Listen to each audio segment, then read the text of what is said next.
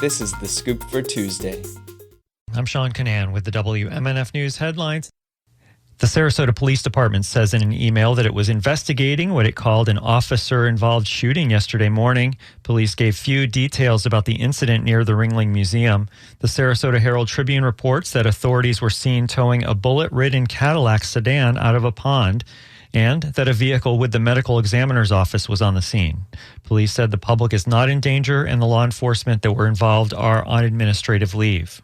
Measles has arrived in Polk County. It's the first Florida adult infected with the highly contagious disease this year. The case was reported to the Florida Department of Health on Saturday. That's according to data from Merlin, Florida's web-based reportable disease surveillance system. The Orlando Sentinel reports that the Florida Department of Health referenced a travel-related case in Central Florida in an advisory on Friday to healthcare providers, but provided no other details. This information comes after weeks of measles spreading in Broward County. That's largely linked to an outbreak at the Manatee Bay Elementary School in Weston. Federal and medical professional guidelines recommend certain simple steps to control the spread, like unvaccinated kids staying away from others. But Florida's top doctor, Joseph Latipo, defies health experts and instead urges parents and guardians to make that call themselves. Association of University Professors has sanctioned New College of Florida. WMNF's Chris Young reports that the association says the politically motivated takeover of New College has been one of the most egregious violations of their standards in recent memory. The association seeks to promote shared governance between faculty and administrations. Anita Levy is a senior program officer with the AAUP. Taken together, there was just a series of egregious violations of our standards. The board says Governor DeSantis appointed trustees at the college ignored their fiduciary responsibilities to push the governor's goals. They also cited the elimination of the school's inclusion and gender studies programs, attacks of faculty tenure, and the firing of former school president Patricia Oker. Levy hopes this sends a message to New College of Florida administration. You do an injustice to the students when you limit faculty shared governance rights and academic freedom rights. The group also announced a sanction of a community college in South Carolina.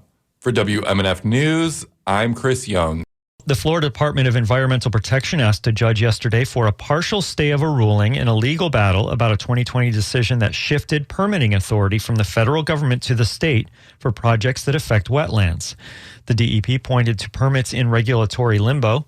Last week, a U.S. district judge ruled that federal officials did not follow required steps before transferring wetlands permitting authority to Florida. The judge issued an order vacating the approval of that shift. A bill that seeks to keep identity politics out of teacher preparation programs is ready for consideration by the full Florida Senate. The Republican-dominated Rules Committee approved the proposal yesterday. It's been one of the most controversial education bills of the 2024 legislative session.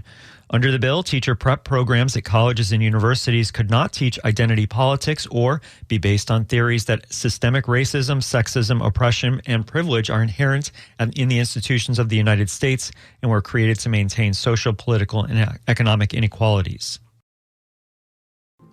The League of Women Voters of the St. Petersburg area surveyed registered voters about plans for the historic gas plant district and the new baseball stadium that's proposed.